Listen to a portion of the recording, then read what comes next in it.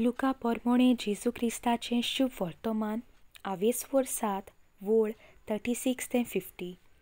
फारिजेवांतल्यान कोण एकल्यान आपणागेर जेवणाक यो म्हूण जेजू लागीं मागलें आनी त्या फारिजेवागेर वचून तो जेवणाक बसलो.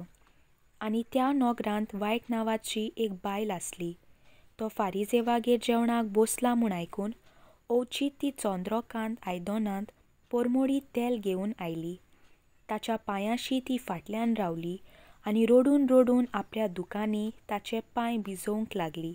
मागीर तिणें आपल्या केंसांनी तें पुसून काडलें आनी ताचे उमे घेवन घेवन ताका ती तेल लायत आसली. ताका जेवणाक आपयला तो फारिजेव हें पळोवन आपल्या मनांत अशें म्हणूंक लागलो, हो मनीस प्रवादी जालो जाल्यार आपणाक आफुट्टा ती कोण आनी कसली बायल ती तो जाणा जातलो आसलो, कित्याक ती एक पातकीण. परतीपाळ करून जेजून ताका म्हणलें, सिमांव, हांव तुका कितें एक सांगचें आसा. आनी ताणें म्हणलें, सांग गुरूजी.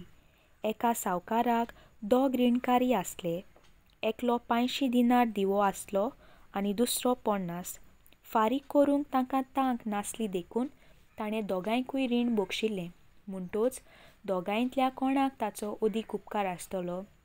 सिमांवान जाप दिवन म्हणलें, अदीक बक्षिला ताका, अशें म्हाका दिसता. आनी ताणें म्हणलें, सारकें सांगलां तुवें. आनी बायले वाटेन वळून ताणें सिमांवाक म्हणलें, तुवें ह्या बायलेक पळयलां मूं. हांव तुमगेर आयलों आनी म्हजे पांय धुवंक तुवें उदक दिलें नाय. पूण हिणें आपल्या दुकांनी म्हजे पांय भिजयले आनी ते आपल्या केंसांनी पुसले. तुवें म्हजो उमो घेतलो नाय, पूण ही आयली ते मेरेन म्हज्या पांयांचे उमे घेवनूच आसा. तुवें म्हज्या माथ्याक तेल घायलें नाय. हिणें धमधमीत तेलान म्हजे पांय माखले. देखून हांव तुका सांगतां, हिणें केलें जायतीं पातकांचें भोगसणें तिका मेळ्ळें. अशें म्हूण हिचो काळजाचो व्हड दिनवास दाखोवन दिता.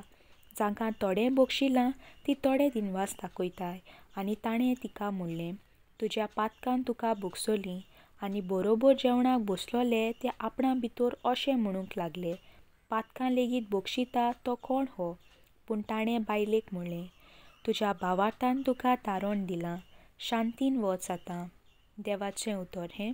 देवाचो व्हड उपकार.